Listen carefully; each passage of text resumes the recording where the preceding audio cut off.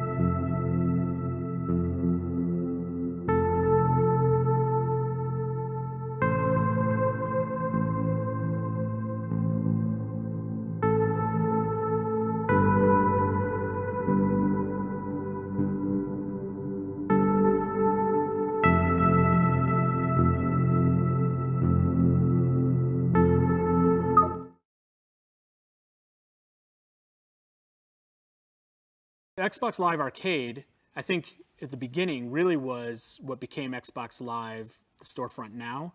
The plan was they would release games that were small because bandwidth was hard to get at the time. It's a lot slower at the time. So you had to make a game. I remember the game had to be 20 megs.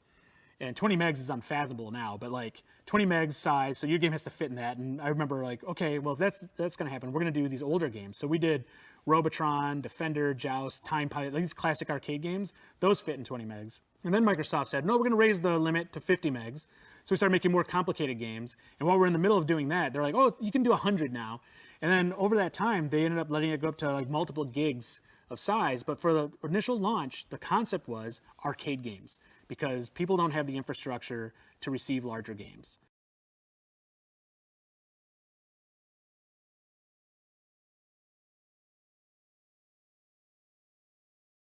When Xbox Live Arcade was first coming on board, which was really on the original Xbox, it was like literally a disc product that you had to put in. I was working at an independent developer called Digital Eclipse, and we were contacted by Microsoft to start making games, arcade games for Xbox Live Arcade. People wanted digital content, and they didn't want to have to go to the store to buy games. And if they could download it, if they could download these smaller experiences that were just easily digestible in a digital format, like, people wanted that, and there was this whole market that was untapped. And Xbox Live Arcade was the first to really prove that out.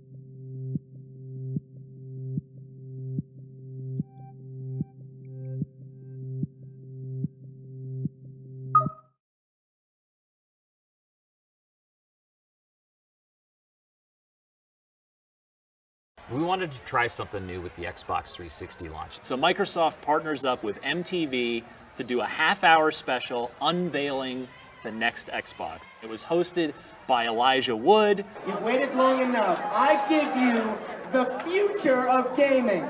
He's young and he'll connect with the audience, and they make a whole spectacle out of this half hour, and at the end they come up, somebody walks up and just lifts the cover off, and you see this vertically standing Xbox 360 console, and it was just such a surreal party that we're filming for television. We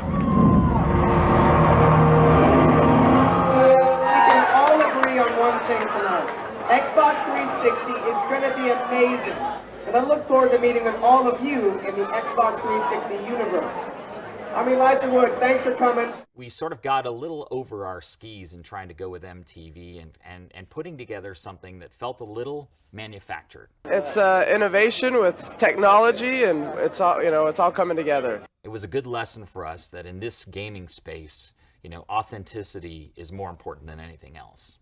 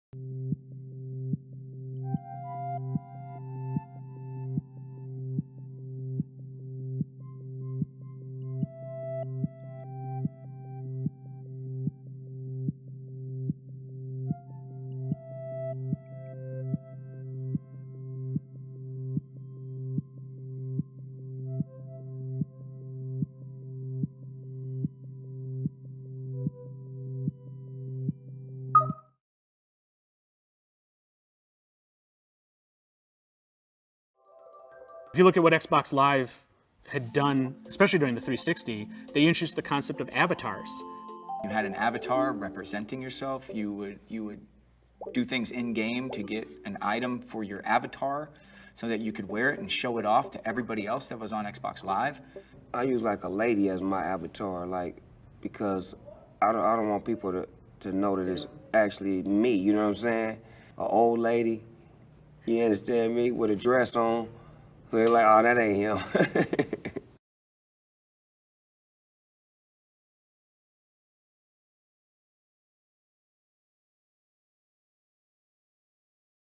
They introduced gamer score, really, because gamer score now, it's almost like what people would do in the late 80s. They would call any game system a Nintendo. It doesn't matter what game system you're using right now online, people refer to what you achieve on that as your gamer score.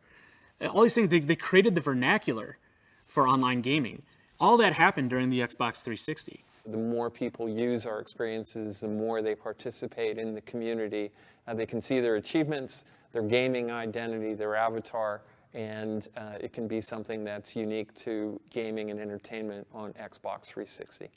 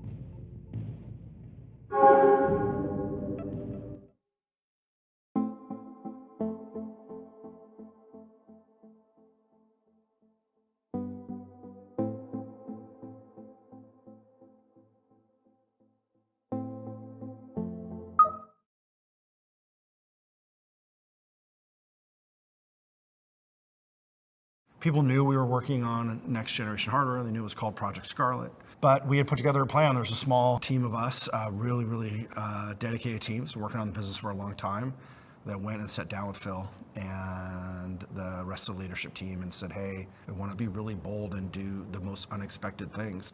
I'm proud to be part of a team that was willing to go take that bet.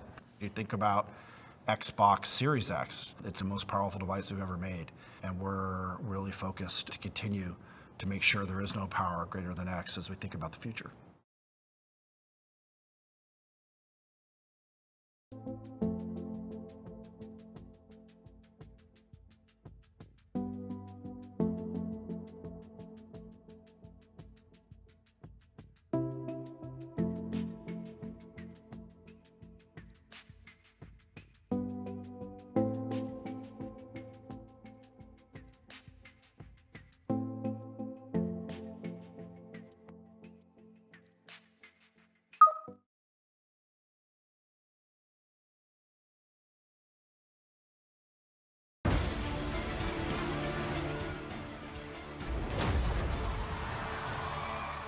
World premieres are a big part of this show, and you guys have a lot of expectations on the internet for things. There are lots of rumors, lots of leaks, and then sometimes there's surprises that come out of nowhere. Enjoy this.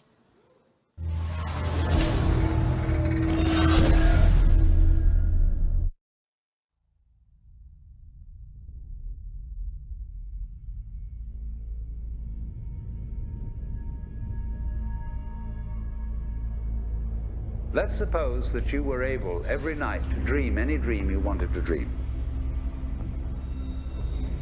And that you could have the power within one night to dream 75 years of time.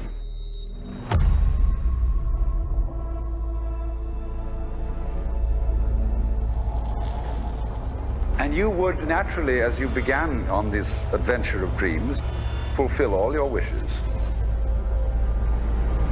But now let's have a surprise. Let's have a dream which isn't under control. And then you would get more and more adventurous. And you would make further and further out gambles as to what you would dream. And finally, you would dream where you are now.